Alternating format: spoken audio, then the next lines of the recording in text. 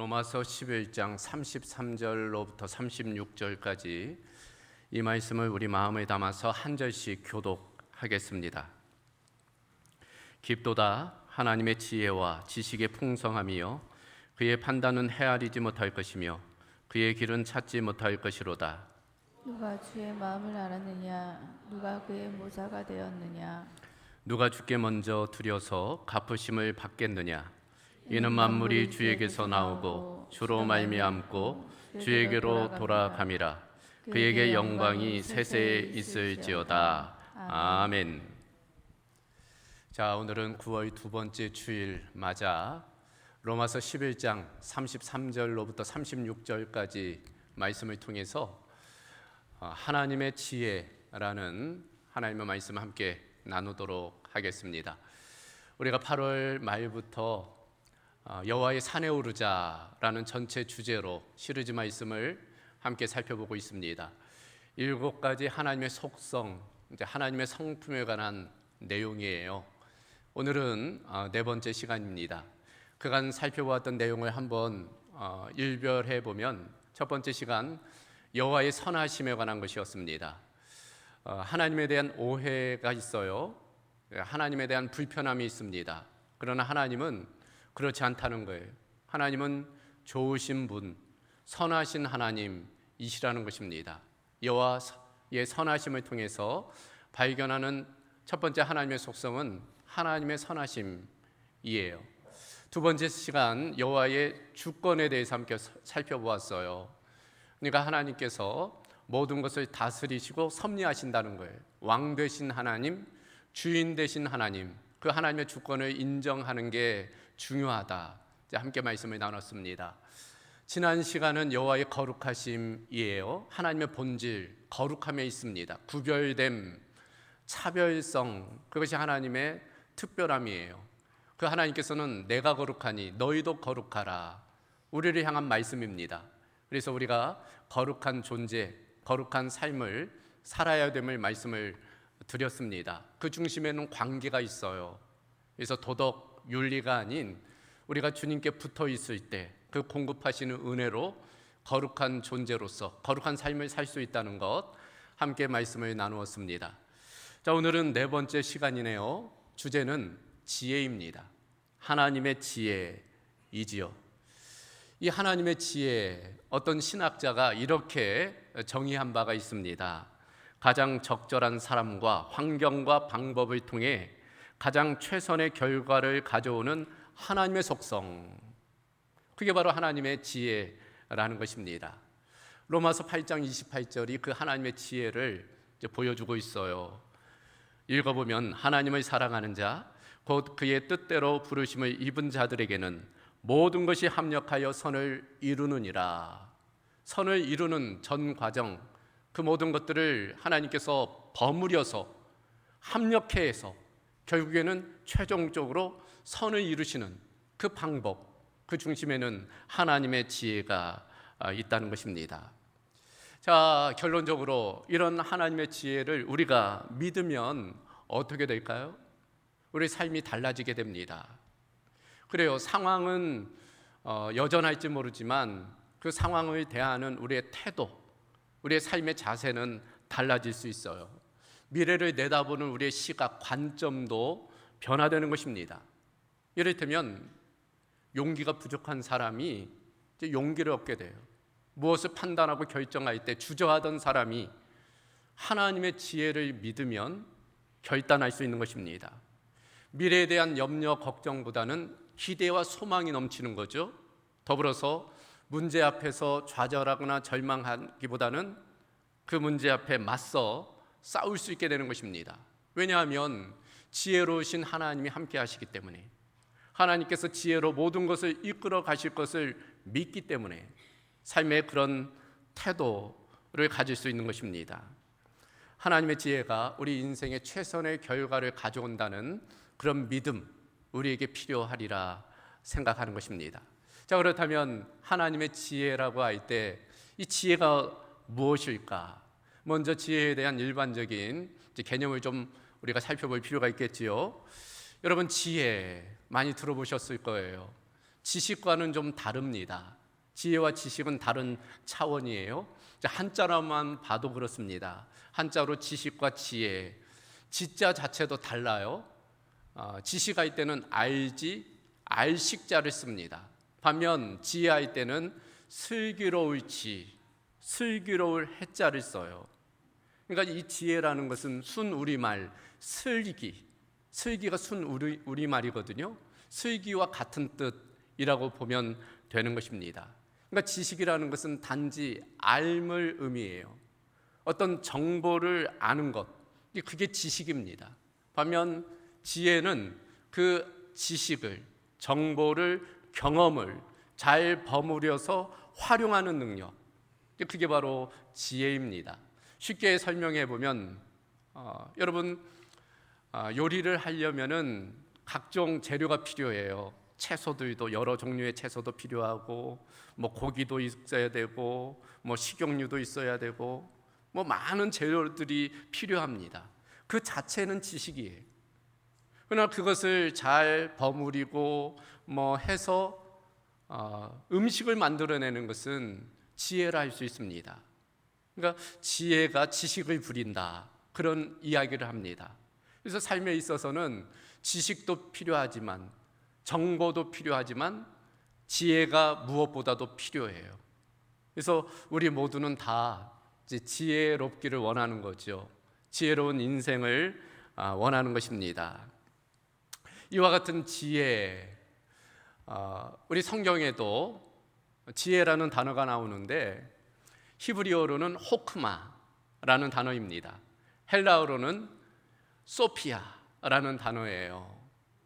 그래서 성경의 지혜는 우리 인간의 지혜와는 또 다른 의미가 있습니다. 그래서 지혜의 인격성이에요. 그래서 우리가 설교 후반부에서도 살펴보겠지만 하나님의 지혜의 차별성, 독특성은 그 인격성에 있다는 거예요. 결국 우리가 지혜롭게 살기 위해서는 이제 하나님과의 관계가 중요한 것입니다. 이 호크마, 이 소피아, 우리도 흔히 이제 사용하기도 해요. 이를테면 성경 주석 중에 호크마 주석이 있어요. 아주 유명한 주석입니다. 이 소피아라는 단어도 어떤 건물이나 사람 이름에 쓰기도 하죠. 이를테면은 나이 드신 분들은 아시겠지만 영화 배우 중에 소피아 로렌이라는 아주 유명한 여배우가 있었어요. 성 소피아 성당도 있죠. 철학을 가리켜 필라소피아, 지식에 대한 사랑이라고 또 부르는 것입니다. 그래서 아마도 이런 이름을 쓰는 것은 그만큼 지혜를 이제 중요하게 여기기 때문이에요. 우리도 그렇잖아요.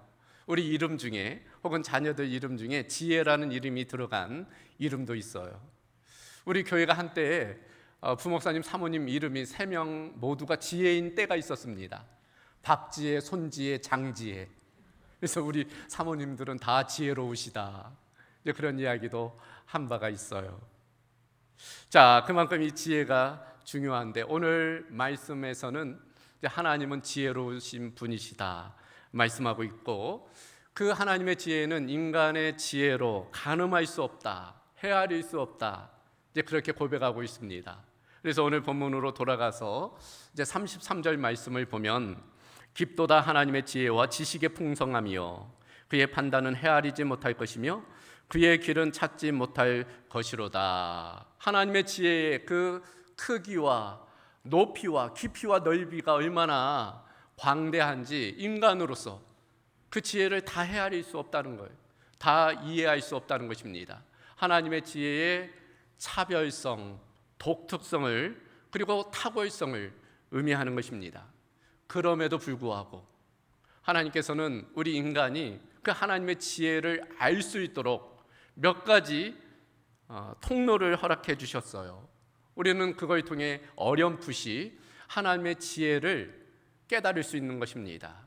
자, 오늘 말씀을 통해 몇 가지를 살펴보겠는데 하나님의 지혜를 알 수 있는 방법, 그 첫 번째는 창조 세계를 통해서예요. 그 무엇보다도 우리가 피조물을 통해 하나님의 지혜를 엿볼 수 있는 것입니다. 오늘 우리가 함께 부른 예배 중 찬양 중에 찬송가 79장이 있죠. 주 하나님 지으신 모든 세계라는 찬양입니다. 주 하나님 지으신 모든 세계 내 마음속에 그리어볼 때 하늘의 별 울려 퍼지는 뇌성 주님의 권능 우주에 찼네. 1절 가사지요. 2절에도 이렇게 되지요. 숲속이나 험한 산 골짜기에서 지저귀는 저 새소리들과 고요하게 흐르는 시냇물은 주님의 솜씨 노래하도다. 주님의 높고 위대하심을 내 영혼이 찬양하네.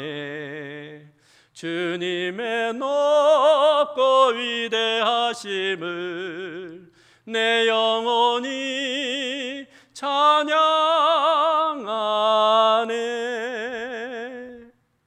우리가 온 우주 만물, 자연 세계를 보면 그 하나님의 위대하심, 그 지혜를 찬양할 수밖에 없다는 거예요. 우주의 질서, 자연계의 그 모든 경이로움, 아름다움을 보면 그 하나님의 지혜, 그 지혜를 우리가 엿볼 수 있는 것입니다. 그래서 시편 19편 1절에 이렇게 고백하고 있어요. 하늘이 하나님의 영광을 선포하고 궁창이 그의 손으로 하신 일을 나타내는도다. 온 피조 세계가 하나님의 그 위대하심, 그 섭리, 그 지혜를 찬양하며 노래한다 말씀하고 있는 것입니다. 우주 만물뿐 아니에요. 우리 인간 자체가 하나님의 지혜의 증거입니다. 인간의 몸이 그래요. 그래서 시편 139편 13절 이하를 보면 이렇게 되어져 있습니다. 주께서 내 내장을 지으시며 나의 모태에서 나를 만드셨나이다. 내가 주께 감사하옴은 나를 지으심이 심히 기묘하심이라. 주께서 하시는 일이 기이함을 내 영혼이 잘 아나이다. 우리 인체의 신비에 대한 그 노래입니다. 여기 보면 나를 지으심이 심히 기묘하심이라. 예전 개역 한글판 보면은 신묘막측하심이라. 신묘망측이 아니라 신묘막측하심이라 기록되어져 있어요. 꽤 오래전 읽은 책 중에 오묘한 육체라는 책이 있어요. 여러분도 아실 만한 필립 얀시라는 분과 폴 브랜드라는 분이 공저한 책입니다. 필립 얀시는 유명하기 때문에 잘 아시겠지만 이 폴 브랜드라는 분은 잘 모르실 거예요. 이분이 의사, 크리스찬 의사입니다. 저명한 의사예요. 미국의 워싱턴 대학의 정형외과이고 또 WHO 세계보건기구 자문위원으로 활동했던 그런 의사입니다. 이분이 이 시편을 읽으면서 특별히 시편 139편에 노래하고 있는 우리 인간의 몸의 신비를 보면서 자신의 전공인 그 의학을 통해 인간이 얼마나 신비로운 존재인지를 기록하고 있어요. 조목조목 기록하고 있습니다. 그 중에서도 이 인간의 탄생에는 놀라운 신비가 있다는 거예요. 내용을 보면은 세상에는 우리가 놀랄 것이 많이 있지만 먼저 우리는 우리의 탄생에 대하여 놀래야만 한다. 인간의 탄생, 이것은 기적 중의 기적이요 신비 중의 신비이다. 그러니까 우리 인간 자체가 기적이라는 거예요. 우리 이곳에 모인 우리 자신이 놀라운 하나님의 신비라는 것입니다. 그 중심에는 하나님의 지혜가 있다는 거예요. 그래서 우리는 창조 세계, 모든 피조물, 특별히 우리 자신을 통해서 하나님의 놀라운 지혜를 엿볼 수 있는 것입니다. 두 번째로 하나님의 지혜를 알 수 있는 방법, 그건 바로 하나님의 섭리를 통해서입니다. 이 섭리에 대한 것 이미 하나님의 주권 부분에서 한번 다룬 바가 있죠. 선하신 하나님께서 당신의 계획과 방법대로 가장 좋은 결과를 이루어가는 모든 과정, 그게 바로 섭리입니다. 그런데 그 섭리를 이루심에 있어서는 무엇보다도 지혜가 필요한 거예요. 하나님의 지혜가 필요한 것입니다. 모든 것들, 그러니까 어떤 개인사뿐 아니라 공동체, 국가, 모든 세계의 역사를 주관함에 있어서는 지혜가 필요하잖아요. 한두 사람입니까? 수십억의 인구들, 각자의 그 모든 것들을 하나님께서 주장해 나가시려면은 그걸 전부 조율할 수 있는 능력이 필요해요. 하나님의 지혜가 아니고는 설명할 수 없는 것입니다. 실제로 하나님께서는 인류의 모든 역사를 주관해 가세요. 시편 33편에 따르면 여호와께서 나라들의 계획을 폐하시며 민족들의 사상을 무효하게 하시도다. 여호와의 계획은 영원히 서고 그의 생각은 대대에 이르리로다. 모든 나라의 흥망성쇠 역사를 하나님께서 주관해 가세요. 우리가 그것을 알 수 있는 것입니다. 그래서 대제국이라 불렸던 그 나라들도 흔적 없이 사라지기도 하지만, 그러나 하나님의 나라, 하나님의 백성, 특별히 하나님의 교회는 지금까지 왕성하게 이루어가고 있어요. 여러분, 2000여 년 전 교회가 처음 시작돼 얼마나 많은 핍박과 박해가 있었습니까? 고난이 있었어요. 그럼에도 교회는 든든하게 서나갔습니다. 지금까지도 번성해 가는 거예요. 하나님의 지혜의 결과라 할 수 있습니다. 뿐만 아니죠, 개인의 인생사도 하나님께서 지혜로 섭리해 가십니다. 성경의 바울이 그걸 우리에게 분명하게 보여주고 있어요. 바울 하면은 전도 여행이 떠오를 거예요. 2차 전도 여행 중에 바울은 아시아에 가서 복음을 전하기를 원했습니다. 그런데 웬일인지 성령께서 막으시는 거예요. 성령께서 아시아에 가지 못하도록 막으시는 것입니다. 그래서 바울이 윗지방으로 올라가 결국 당도한 곳이 드로아, 지금의 트로이죠. 그곳에 당도해요. 그런데 환상을 보게 되지요. 마케도니아인이 와서 우리를 도우라, 그렇게 부르는 환상을 봅니다. 그리고 결국 배를 타고 마케도니아에 가게 돼요. 유럽 선교의 첫 시작이 된 것입니다. 그러니까 바울의 계획보다 하나님의 계획이 더 위대하셨던 거예요. 유럽을 선교하고자 하는 하나님의 지혜라 할 수 있어요. 그리고 그 이후에 어떻게 됩니까? 3차 선교 여행까지 마치고 바울의 계획은 그때 당시 제국 로마 그 수도에 가서 복음을 전하는 거였어요. 그래서 로마에 가기를 그렇게 원했습니다. 그런 바울이 예루살렘 감옥에 갇히게 돼요. 자기의 뜻을 이루지 못합니다. 몇 년간 로마에 갈 계획이 멈추어 서게 돼요. 인간적으로는 참 안타까운 일이지요. 그러나 우리는 아는 것입니다. 결과적으로는 그것이 바로 하나님의 선하신 뜻이며 지혜였다는 것. 왜냐하면 결국 이 바울이 로마 황제에게 상소하잖아요. 그래서 로마에 가게 됩니다. 이때 상황을 보면은 바울이 죄수의 신분이기 때문에 군인들이 이 바울을 지키게 돼요. 우리가 알다시피 바울은 적대자들이 많았거든요. 암살 시도가 참 많았습니다. 만약 바울이 개인적으로 로마에 가려 했다면은 쥐도 새도 모르게 가는 도중에 죽었을 거예요. 근데 하나님의 방법은 그를 안전하게 죄수의 신분으로 로마에 가게 하는 거였습니다. 더불어 당시 팔레스타인에서 로마까지 가는 비용이 보통이 아니었습니다. 많은 비용을 내야 했어요. 그러나 죄수의 신분이기 때문에 아무 비용도 내지 아니하고 무임승차할 수 있었어요. 그러니까 놀라우신 하나님의 지혜라 할 수 있습니다.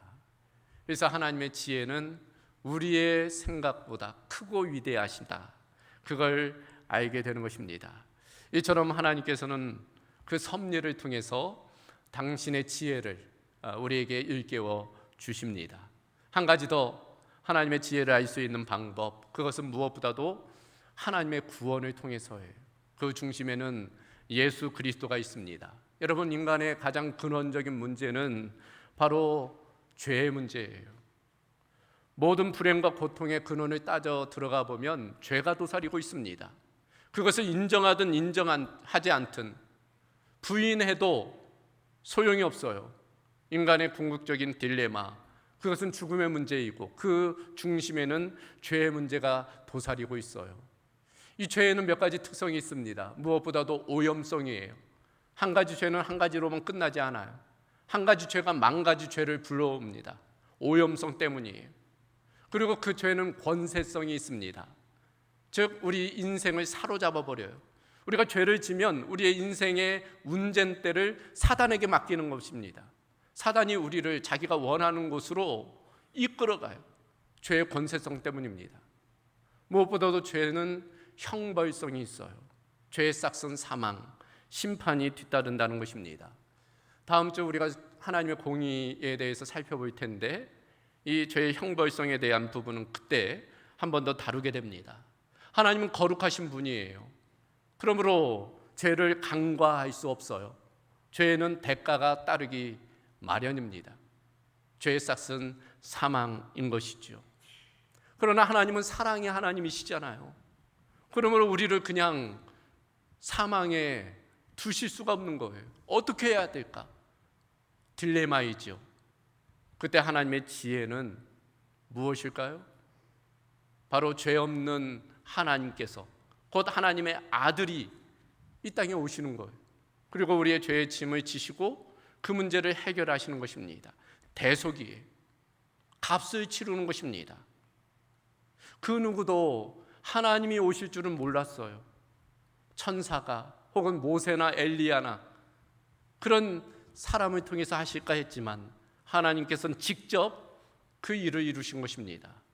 그것이 바로 하나님의 놀라우신 지혜이며 하나님의 놀라우신 은혜라 할 수 있습니다. 그래서 오늘 본문 로마서에서 깊도다 하나님의 지혜라고 할 때는 다른 지혜보다 우선해서 바로 그런 하나님의 구원의 지혜를 말씀하고 있어요. 고린도전서에서도 바울은 같은 이야기를 하고 있습니다.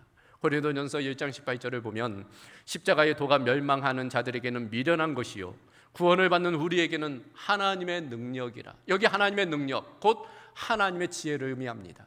그래서 여러분 오늘 예배 마치면 고린도전서를 한번 펴서 읽어보세요. 1장과 2장을 읽어나가 보면 하나님의 지혜가 무엇인지 십자가의 지혜가 무엇인지를 말씀하고 있습니다. 하나님의 지혜 그 무엇보다도 그 구원 예수 그리스도를 통해서 우리에게 분명하게 보여주고 있는 것입니다. 우리가 그 하나님의 지혜를 누리며 살아가야 할 것입니다. 두 번째로 그렇다면 우리가 그 하나님의 지혜에 어떻게 반응할까? 한마디로 우리가 어떻게 하나님의 지혜로 살아갈 수 있을까? 간단하게 세 가지를 함께 나누도록 하겠습니다. 그 첫 번째 무엇보다도 하나님을 경외하는 것. 하나님을 경외하는 것입니다. 잠언 9장 10절을 보면 여호와를 경외하는 것이 지혜의 근본이요 거룩하신 자를 아는 것이 명철이라. 경외한다는 것이 뭐예요? 하나님을 인정하는 거예요. 하나님을 존중하는 것입니다. 하나님을 무시하는 것이 아니라 하나님 없이 살아가는 것이 아니라 하나님을 인정하고 하나님의 뜻대로 살아가는 것. 그게 바로 경외입니다. 서두에서 하나님의 지혜의 인격성을 말씀드렸죠. 세상 지혜는 훈련하는 거예요. 배우는 것입니다. 노력하는 거예요. 그러나 성경의 하나님의 지혜는 인격성을 가져요. 그래서 잠언서를 보면 지혜가 우리를 부른다 라는 표현이 나와요. 그 인격성을 의미합니다. 하나님이 우리를 지혜로 초대하는 거예요. 우리는 그 하나님과의 관계를 통해 하나님을 경외함을 통해 하나님을 인정함을 통해서 지혜로운 삶을 살아갈 수 있는 것입니다.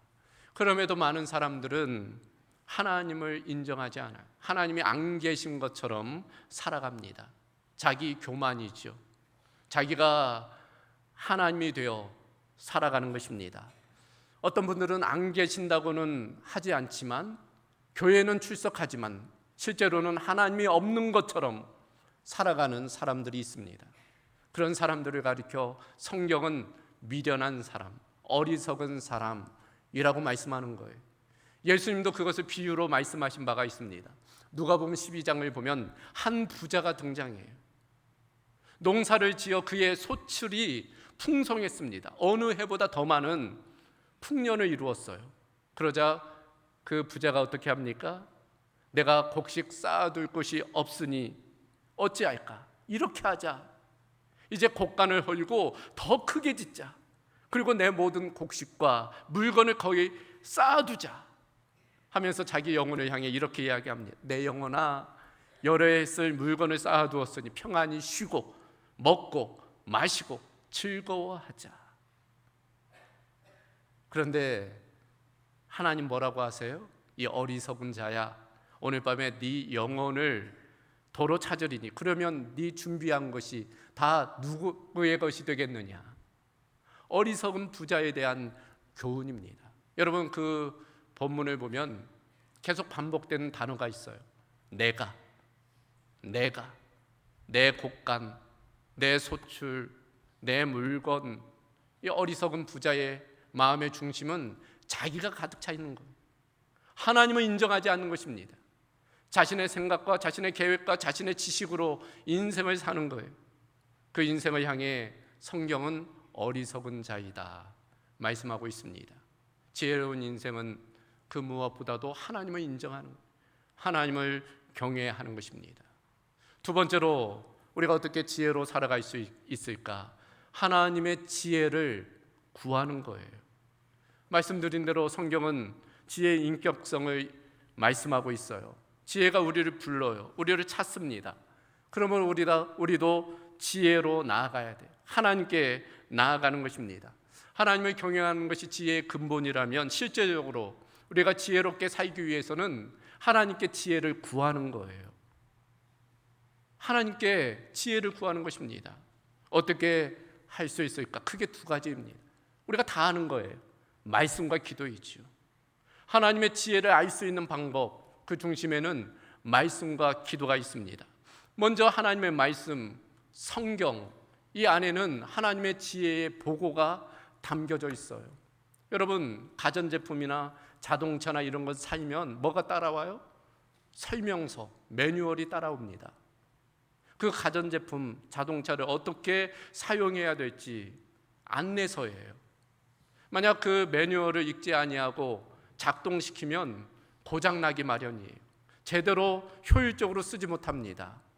우리 인생도 마찬가지예요. 우리 인생을 향한 하나님의 매뉴얼이 이 성경에 기록되어져 있어요. 그러니 지혜롭게 살기 위해서는 무엇보다도 성경을, 하나님의 말씀을 알아야 돼요. 그래서 그런 말을 하잖아요. 성경을 덮어놓고 믿지 말고 펴놓고 믿으라. 좀 성경을 읽고 묵상하고 성경을 좀 알아야지, 하나님의 뜻을 알아야지 하나님의 뜻대로 살지. 성경을 알아야 돼요. 그래서 우리가 하나님의 말씀인 성경을 통해서 하나님의 지혜를 배워야 됩니다. 시편 1편 우리가 잘 아는 말씀에 복 있는 사람을 이렇게 이야기합니다. 복 있는 사람은 악인들의 꾀를 따르지 아니하며 죄인들의 길에 서지 아니하며 오만한 자들의 자리에 앉지 아니하고 오직 여호와의 율법을 즐거워하여 그의 율법을 주야로 묵상하는도다. 그는 시냇가에 심은 나무가 철을 따라 열매를 맺으며 그 잎사귀가 마르지 아니함 같으니 그가 하는 모든 일이 다 형통하리로다. 누가 복 있는 사람인가? 한마디로 하나님의 말씀대로 사는 사람, 그 말씀대로 준행하는 사람, 그 사람은 시냇가에 심기워진 나무와 같이 하나님의 공급하신 은혜로 풍성한 열매를 맺게 된다 말씀하고 있는 것입니다. 그래서 시편 119편 105절에도 주의 말씀은 내 발의 등이요 내 길의 빛이다. 암중 모색이 아니라 우리는 빛 가운데, 주님의 말씀의 빛, 그 조명 가운데 살아가야 되는 거예요. 그것이 지혜로운 인생의 비결입니다. 또 하나, 하나님의 지혜를 구하는 방법, 그 중심에는 기도가 있어요. 이 기도는 로고스, 하나님의 말씀을 레마의 말씀으로, 지금 나에게 주시는 말씀으로 능력 있게 하는 통로가 됩니다. 그래서 기도가 중요해요. 기도할 때 성령께서 지혜를 일깨워 주셔요. 삶의 지혜를 우리에게 공급해 주시는 것입니다. 그래서 야고보서 1장 5절을 보면 너희 중에 누구든지 지혜가 부족하거든 모든 사람에게 후히 주시고 꾸짖지 아니하시는 하나님께 구하라. 그리하면 주시리라. 구하라, 찾으라, 문을 두드리라. 무엇보다도 지혜를 구하는 것, 하나님께 지혜를 구하는 것입니다. 기도가 뭐예요? 기도는 주님과의 만남이잖아요. 대화잖아요. 주님께 묻는 거예요. 삶의 어려운 문제마다 주님께 여쭤보는 것입니다. 어떻게 해야 될까요? 어떤 게 최선입니까? 어떤 게 주님의 뜻입니까? 묻는 거예요. 그러면 주님께서 깨우쳐 주세요. 말씀이 생각나게 하시고 어떤 사람을 붙여주시고 환경을 통해서 인도하시고 하나님께 묻는 것, 지혜롭게 사는 방법이라 할 수 있습니다. 마지막 한 가지 더, 어떻게 우리가 지혜로 살 수 있을까? 예수 그리스도를 믿고 따르는 것입니다. 곧 순종이, 구슬이 서말이라도 꿰어야 보배가 된다 라는 말이 있잖아요. 아무리 많은 지식, 정보, 지혜가 있으면 뭐예요? 그렇게 살아내지 못하면 아무런 도움이 되지 못하는 것입니다. 우리가 하나님의 지혜를 구한 다음에는 듣고 순종해야 돼요. 왜 하나님께서 우리에게 지혜를 일깨워 주시지 않을까요? 말씀하셔도 우리가 듣지 않으면, 순종하지 않으면 하나님이 말씀하시지 않는 거예요. 말해봤자 소용이 없는데 하나님이 무엇 한다고 말씀하시겠습니까? 순종하려는 태도가 있어야지 하나님이 말씀하시는 거예요. 자꾸 순종하면 더 많이 알려주시는 거예요. 더 많이 우리를 인도해 주시는 것입니다. 이와 같은 하나님의 지혜, 예수 그리스도를 통해서 가장 분명하게 나타나 있습니다. 예수님은 하나님의 지혜예요. 예수 그리스도가 곧 하나님의 지혜입니다. 그러므로 우리가 예수님과의 바른 관계를 맺고 예수님을 믿고 따를 때 지혜로운 삶을 살 수 있습니다. 그렇다면 예수님을 믿고 따른다는 것이 무엇일까? 여러분, 우리가 예수 그리스도라고 하지 않습니까? 예수 그리스도가 뭐예요?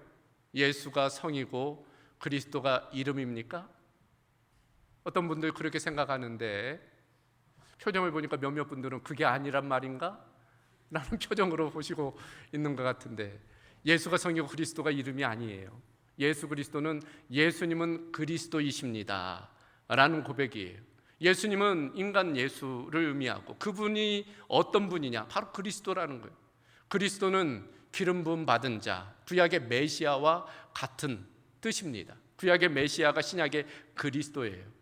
구약을 보면 기름 부음 받는 세 사람이 있어요. 왕과 제사장과 선지자입니다. 따라서 우리가 예수님을 그리스도라 고백하는 것은 예수님을 왕으로 고백하는 거예요. 예수님을 제사장으로 고백하는 것입니다. 그리고 예수님을 선지자로 고백하는 거예요. 그런데 많은 경우 예수님을 믿고 따른다 하면서도 예수님을 제사장으로는 고백하는데 왕이나 선지자로는 고백하지 않는 경우가 많이 있습니다. 즉 예수님을 세이비어, 구세주로는 고백하는데 예수님을 주님, 로드로는 고백하지 않는 경우가 많이 있는 거예요.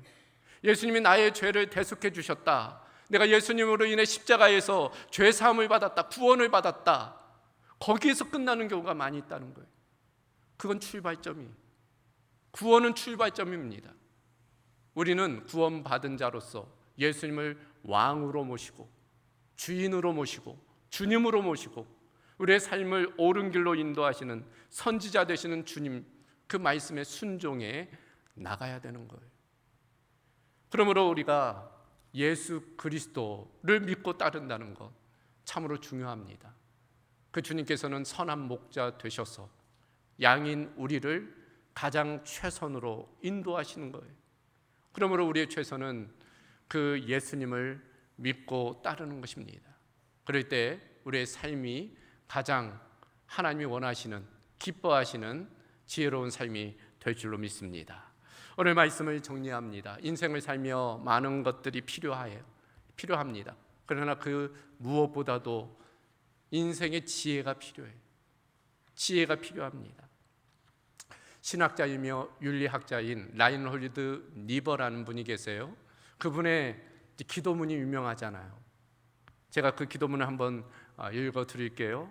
주여, 제가 바꿀 수 없는 것들을 받아들일 수 있는 평온함을, 제가 바꿀 수 있는 것을 변화시킬 수 있는 용기를, 그리고 그 차이를 분간할 수 있는 지혜를 허락해 주소서.